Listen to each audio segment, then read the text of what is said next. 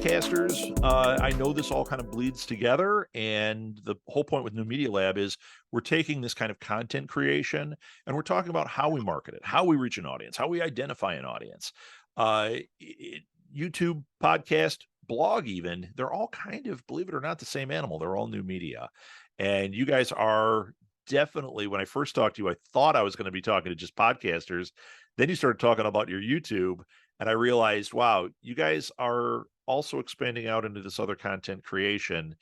I think you're going to have some really interesting insights for our audience. So rather than me talk about what I think you guys are going to talk about, let's get into it. Why don't you guys introduce yourselves? How you doing, everybody? This is the CNG Podcast of Facebook and YouTube. I am the G of the CNG Podcast, Guy Walker, and he is the C in the CNG Podcast, CeeJay Scott. All right, guys. So CNG, I'm guessing it's because of your names. I mean, I know. Educated guess, right? It's simple. So tell everybody what we're going to call it. Let's just call it a show. I keep wanting to say podcast, but it's a show because you're cross-platforming here. Tell people what your show is about. Well, we basically get into the dynamic of sports, and our favorite sports is football and basketball. So as a show, we pretty much want to dive into the two different types of sports and dealing with our favorite teams, which is coming out of Chicago, which is the Chicago Bears and the Chicago Bulls. I know a lot of other shows out there that kind of one-dimensional. We didn't want to do that. We wanted to be a different type of show where we're talking about two professional sports teams with two different leagues, which is the NBA and the NFL, which is the two biggest leagues, professional leagues in the U.S. So I see on your show, I know that you do like pregame stuff.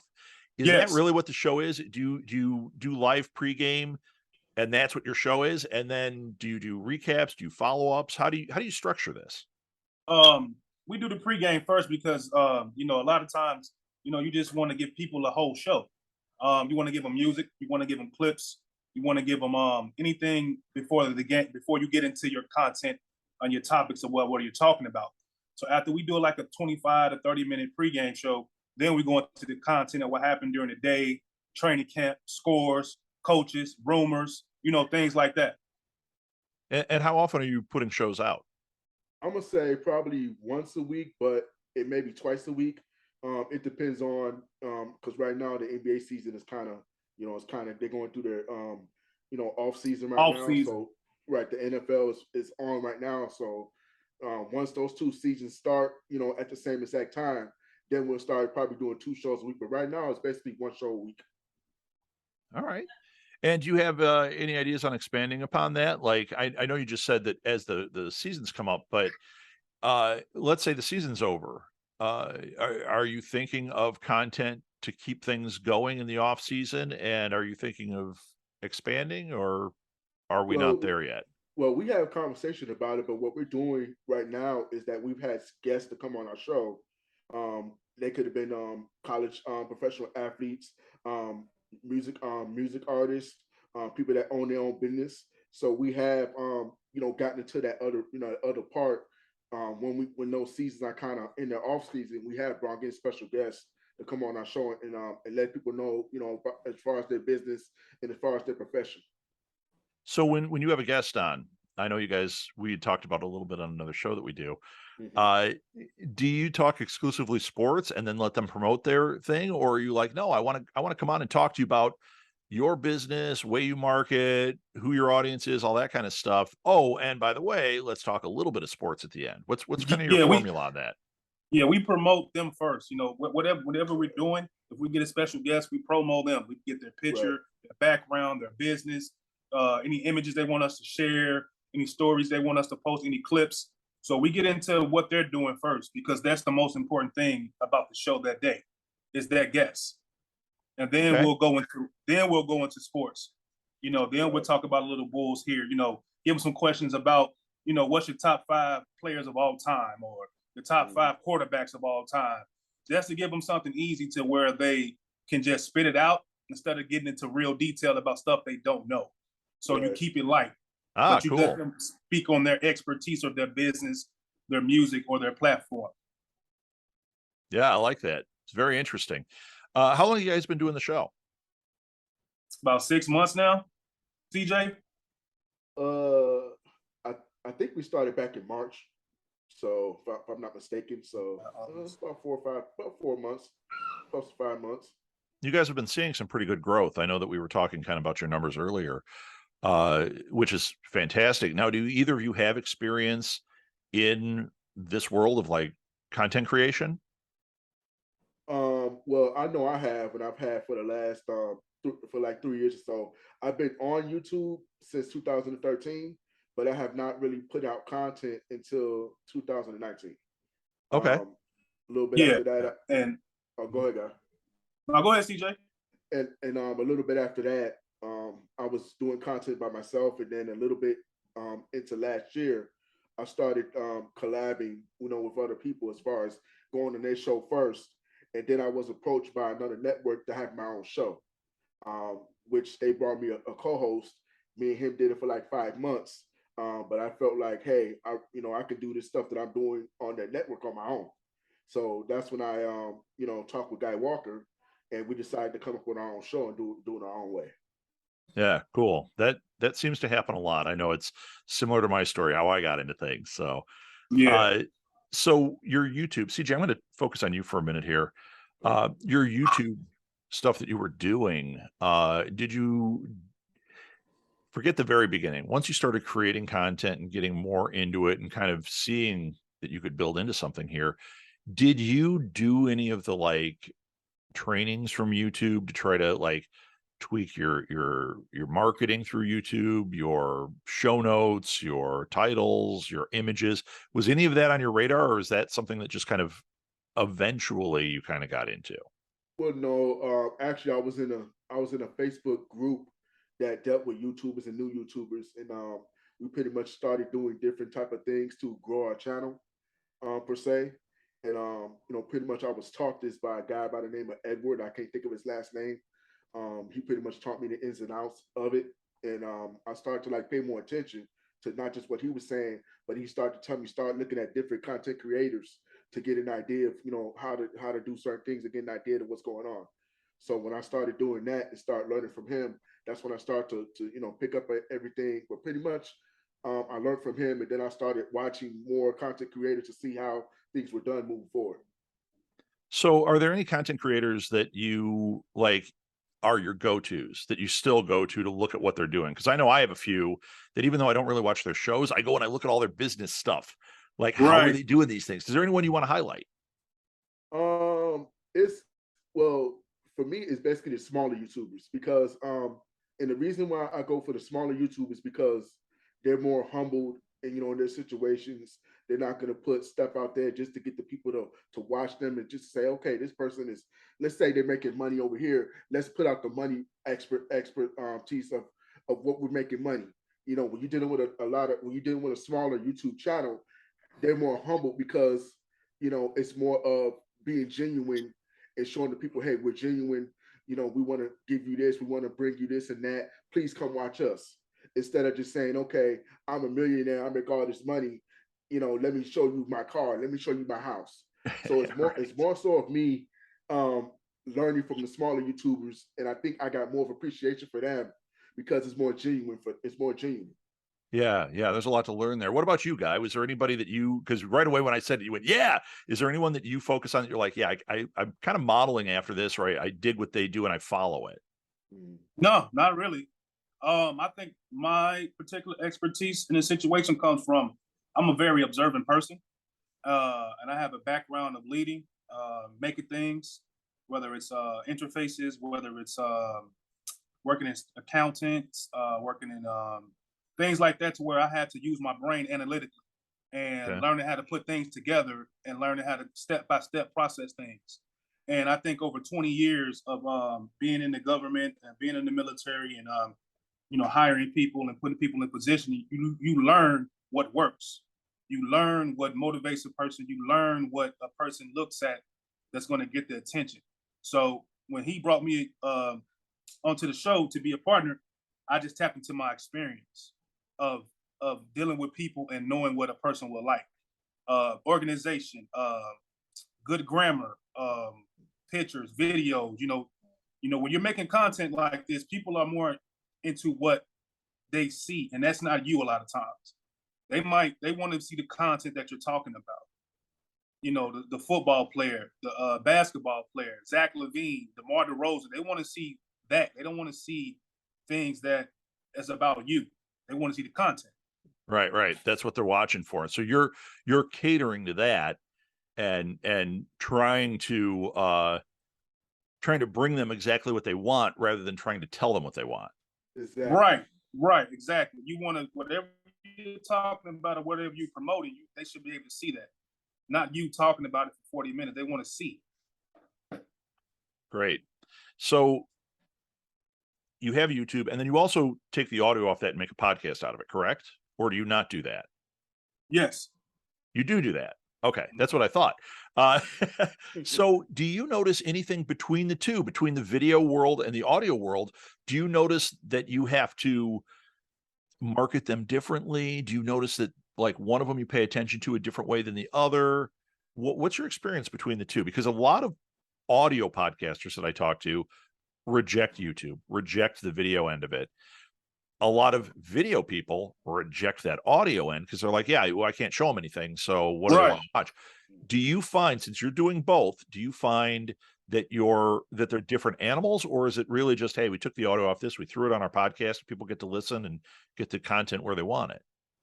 It's just different flavors for different people, right, CeeJay? That is absolutely correct. Do you create different content for the two platforms? No. It's basically us doing a show, and Guy brought it to my attention as far as the audio podcast of us tapping into that more. I agreed that we should do that just because I want the CNG podcast on all platforms. I want it everywhere. And I feel like if you're just one-dimensional, if you just want a visual podcast, you're not going to go nowhere with that. At some point, you're going to be stuck to a wall. So I didn't want that for our podcast. I wanted our podcast to grow so people can see it everywhere, to get a different, expectation on, okay, if it's on an audio podcast, this is what it's going to be. If it's on a visual podcast, this is what it's going to be. Great. Yeah. And you also have people, like I was saying before, they don't want to see you. They'd rather just listen to you. Mm-hmm. And there was a couple of people on the CNG Podcast Facebook page that strictly was asking me, are you guys on Spotify? Are you guys on Google Podcasts? And I was able to screenshot, send them the links and stuff like that. And they were very pleased with that. So it just depends on personal preference for who wants to be seen, who wants to show your show, or who wants to just listen to it. Some people don't have time to sit down and turn on the TV and turn on the YouTube, but they can turn on their Spotify on their phone or their iPad and just listen and turn it up and walk around and do their chores or cook or anything like that. They just bring the audio platform with them. Now, do you guys create, I know I asked this before, but I'm going to ask it a different way. Do you ever create unique content? So like on your audio side, do you ever make like just a special episode that is just you didn't turn the cameras on, you're just doing something special for all the people that are listening on audio? Or do you ever have like live things that you're like, you know what, I'm not going to put this on the Spotify stuff, but if you watch YouTube, you get to see it behind the scenes with us. Do you ever do any of that kind of stuff? Not right now. No, it's really depending on what your audience. You have to grow with your audience and your fan base. And since we're dealing with sports, we're dealing with things in real time. We're dealing with games that's coming on at 12 o'clock. We're dealing with a post game that needs to be shown at 2:30. Things like that. So as far as building separate shows and separate content, no, not right now. No, it could be beneficial. It's a lot of work, it could be right? Beneficial. Yeah, it's a lot of work, and you don't even know if that's what somebody would want to see until they ask for that. Like, we never want to put out content that nobody wants. We want to just go with what they like and what they want to see. So I don't think if a person wants to, and they say, hey, can you guys show us some stuff behind the scenes, how you do your process? Okay, cool. You know what? We'll do something because you wanted it, not because we wanted to do it. We're a very fan based podcast show. Period. So that brings me to another question. When you're marketing a show like this, you're obviously using social media. You said you guys one of your things you live on is Facebook. How invested are you in social media, and what's kind of your practice for social media? Well, Go ahead, CJ. yeah, Go ahead. my whole thing is the groups, because it seems like that's the formula that everybody is going with. And it doesn't even matter what podcast show you have. A lot of shows are doing this. They're going to these different podcast groups, and they're putting their links to their shows in these groups. And it could be them, entertaining other podcast shows or other people that's in the groups, as far as fans and different people that are in these groups. So that's the formula that a lot of people are using. That's the formula that we're using, and I feel like it's beneficial if that group accepts your content. Sure. Now, do you go outside of Facebook? Do you have like Twitter accounts? Do you have Instagram? Do you do any of that type of media marketing, or is it really just you're in the groups and you're posting your stuff and you're trying to get attention that way?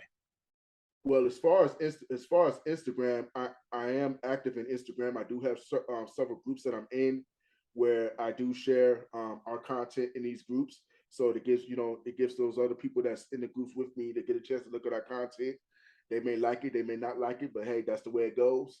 Now Twitter is kind of new for, I think, the both of us. Guy, wouldn't you agree? Yeah, So, Twitter is new. Like I had said last time we spoke, I'm just getting on social media. I didn't have a Twitter page. I didn't have an Instagram page. I just felt like there was no reason to have that. Not in a way that's personal. I didn't want to be seen in a manner like that. If it wasn't for business or building a platform for people to see something they enjoy, which is sports or their business or their platform or their anything that they're doing for the people. So that was the reason why I never got like Instagram or Twitter. I just didn't want my face plastered on everything. But learning now that it's a lot of work. There's different reactions. There's different way people respond to content on these platforms differently. There's different way groups are communicating in these different platforms. It's way different. Like Twitter is different from Instagram. Instagram is different from Facebook. Facebook is different from YouTube. Like CeeJay told me, he was like, YouTube is more of a children's content than Facebook, right, CeeJay? that is correct. Nowadays, you got more kids on YouTube, and it's crazy. I have nephews that watch, YouTube whenever they get a chance to. But to me, it's more of a kids fan base as far as YouTube. Now, when you go into Facebook, that brings you more of an older audience, like your 35, your 40-year-olds, your 50-year-olds. That's what I've learned over the past year or so. That because I look at both dynamics and I look at the numbers as well as who's watching it, what age group is watching it, and that gives us a better chance of what we should put out there, on these platforms, moving forward, as what we've been doing over the last several months. All right. I told you I was going to ask this question. You are actually already kind of answered it, but what would you say is like your best pro tip, like the thing that you guys beat the drum about whenever you start talking business or marketing for your show? I would say groups, and most importantly, thumbnails. You have to make sure you have a good visual to sell your content. Like if you just come on Facebook or any of these platforms where you just have a background of me, you, and CeeJay in the back, nobody wants to see that. They want to see an image of what you're talking about. It could be like the Bears play the Seahawks tonight, right? So common sense tells me what thumbnail I'm going to use. The Bears versus Seahawks thumbnail to get the people's attention about what they want to see. So sure. We always hop on groups because a lot of times just because you join a Facebook group, that doesn't mean that group is active. Like you might get into a group with 26,000 people, but only 75 of those people are actively watching and commenting and posting.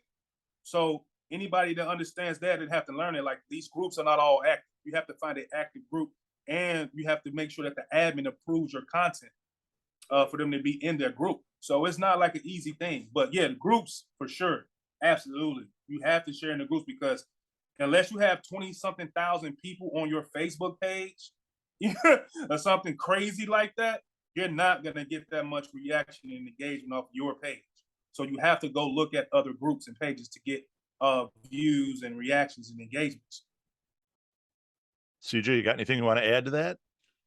No, because I think G Walker hit it right on the head. The thing is, I would tell even a new YouTuber, who wants to, go into Facebook and put their content out there, you got to find a group that actually is going to accept your content. And a lot of times where people have issues with is that, oh, the group is not accepting me. I don't want to do this no more. They just give up. It was a guy that I know that, that was starting out, and he stopped sharing his content because he was getting frustrated, to the point to where nobody was watching his content. We told him, hey, you got to find a group that'll accept it. It's thousands and 100,000 of these groups out there. You just got to go find them. And at the same time, you gotta do your homework and see who's being active within exactly. Yeah, I'm going to piggyback off that. I know it's your show that I'm talking about, but as somebody who's an admin on a couple of groups, right. The other thing I'm going to say is follow the rules of the group. That's the biggest thing. I can't tell you how many people, because for us, we have to keep them in certain threads. I'm also in groups where there are no threads. Mm-hmm. If they have a thread and they're like, hey, the rules are put it in the right thread, put it in the right thread, because otherwise the admin's going to just keep declining you, whether they are mean-spirited or not. I know I feel bad when I have to do it, but otherwise, if I don't, my pages are a mess. Nobody can find anything. Right. So follow those rules and get to know them. I'm actually going to piggyback one more thing. I interviewed John Lee Dumas from Entrepreneur on Fire, and he talked about this same thing about groups. And one of the things that he highlighted, if you go back and you listen to the episode of New Media Lab where I interview him, I think he actually shares this on there. He says, you gotta get yourself into the group too. So like you guys, when you joined the one that I admin, you started communicating with me and I was communicating with you. And that's how we ended up doing a couple of ththings together. It's great. Now I'm aware of you. Yeah. And the audience is aware of you because your stuff is getting through. That was what John said. He goes, if I was doing it now, I would get into the group and I would make sure I comment, make sure I share, make sure I don't just self-promote or break the rules. Right. That's the whole game right there. Yeah. Yeah. Because when you go into these groups, you might what you're doing could get you noticed. Everybody's not going to get noticed, and everybody's not going to get the same opportunity because you join a group. So your effort, like piggyback what you're saying, your effort, your content, you being genuine is what's going to resonate through these admins in these groups, because they're going to see if you're a phony baloney right off the gate. But if you're constantly coming in the group and they go look at your Facebook page like, oh, these guys look pretty good, they got their stuff together, they might give you a little bit of leeway. You know what I mean? So you have to be genuine, and you have to promote what you're doing in a genuine manner, because these guys, some of these admins can't wait to decline your stuff because you're already self-promoting, but you have to be part of the group. Like like the guy you interviewed, you have to be a part of the group in some manner, some way, somehow. Agreed. Great point. All right. Where can people find you? I know you're on YouTube. I know you're on Facebook. They go to YouTube. What do they search for to find you? CeeJay. The CNG Podcast on YouTube. Just type in CNG Podcast. Our page, our channel should pop right up. You guys can click on it. You guys can watch the content if you like it. Like the content. If you want to subscribe to the channel, go ahead and subscribe to the channel. I mean, pretty much what I have to say about YouTube, and the same thing with Facebook. We have a page, the CNG Podcast page. We have our videos on there. You guys can go check out the content. Again, like I said before, if you like it, go ahead and leave a like. If you want to follow and like the page, you can do so. Fantastic. And I will put all of that in the show notes, you guys. And as the show goes on, as it evolves, it sounds like you're getting a little deeper into social media. You can always reach out to me, and I'll add those to the show notes too. That's another pro tip for podcasters. If you have a show, let your show notes be a living document. You guys add Twitter, send it to me. I'll put it in the show notes. No big deal. So thank you guys so much. This was very insightful, very helpful.